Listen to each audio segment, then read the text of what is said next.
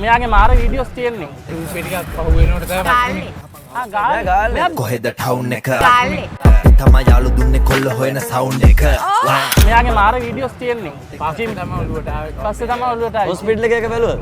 ඒක මරුනේ. ලෝ එකක් බල්ලා තිනවා. අද අපි ඇවිල්ලා ඉන්නේ ගෝල්ෆ් ෆේස් එකට. බලමු කී දෙනෙක් මෙයාව දන්නවද කියලා. ඔය හිතන්නේ දැනගන්නද කට්ටිය?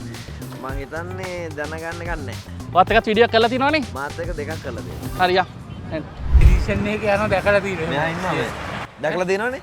ආසම් වීඩියෝ මොකද මෙයාගේ සාමාන්‍ය? එහෙම කියාගන්නේ රූපේ ටිකක් පහු වෙනකොට තමයි මතක් වුනේ. ගාල්ලේ. මෙයාත් ගාල්ලේ කෙනෙක්. දකුණු ලකේ අග නගරේ ගාලපුරේ සිරී මොකක් හරි මේ වෙහකින් ආපු කෙනෙක්ද? අවුරුදු කුමාරී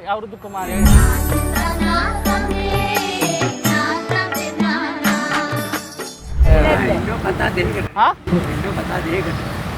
දෙකකට ඉන්නවා මම මේ හොස්පිටල් එකක කතාවක් මතකද? ඒක හිටියා. මෙයාගේ මාර වීඩියෝස් තියෙන්නේ. පස්සේ තමයි ඔළුවට ආවේ. පස්සේ තමයි ඔළුවට ආවේ. හොස්පිටල් එකක බැලුවද?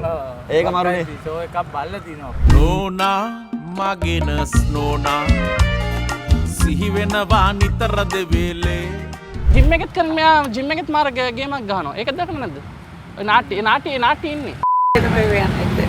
අංකල් නේ. ඔව් ඔව් ඔව්. අංකල් ගොඩක් බලනවා වගේ මෙයාගේ වීඩියෝස්.